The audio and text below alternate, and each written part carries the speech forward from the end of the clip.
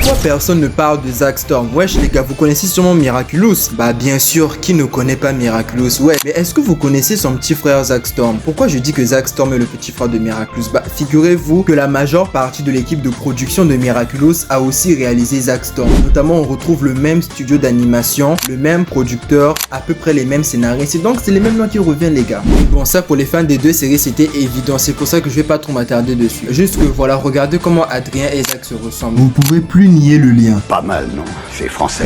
Wesh les gars, j'espère que vous allez bien. Aujourd'hui j'aimerais savoir pourquoi Zack Storm n'est pas reconnu à sa juste valeur. C'est un dessin animé incroyable, moi il m'a tellement marqué, limite je le préfère à Miraculous. Je vous mettrai le générique à la fin de la vidéo, je suis sûr au moins que comme ça vous rappellera quelque chose. Dans cette série on suit donc l'histoire de Zack Storm, un jeune surfeur qui s'est réveillé un beau jour, par pure imprudence il décide de voler le collier de son père sans soupçonner une seule seconde que ce collier était magique.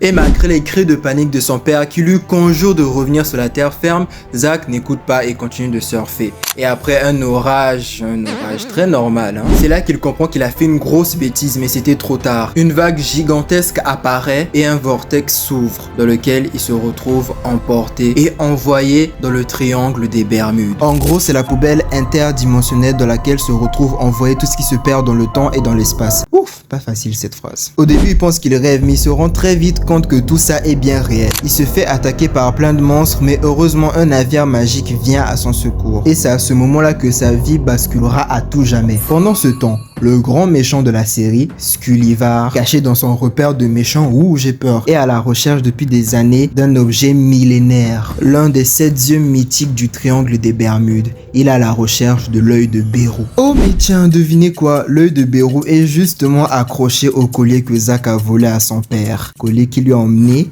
accidentellement dans le triangle des Bermudes. Mais est-ce que c'était un accident? Je ne sais pas. Après avoir fait la rencontre très hospitalière de Golden Bones, le général de Scullyvar, et ayant appris que le seul moyen de s'enfuir du triangle est d'ouvrir les 7 verrous magiques, Zack crée son équipage après un concours de circonstances très bien établi et décide de partir à la conquête des 7 mers, dans l'espoir d'ouvrir les 7 verrous et d'un jour retrouver son père. Oh, et il a une épée magique qui s'appelle Calabras, et c'est aussi la grande clé du triangle. Elle lui donne le pouvoir des 7 mers. Ça veut dire qu'il peut se transformer et porter des armures, chacune ayant le thème d'une des 7 mers. Comment vous dire que j'ai adoré ce dessin animé et que la fin était incroyable. Malheureusement, il n'y aura jamais de suite. Bien qu'elle était annoncée, mais ça fait bientôt 10 ans que la série est sortie et nous n'avons toujours pas de nouvelles. Mais bon, c'est pas grave, au moins elle a fini en beauté. Like et abonne-toi si la vidéo t'a plu et n'hésite pas à me dire ton avis dans les commentaires, ça m'intéresse.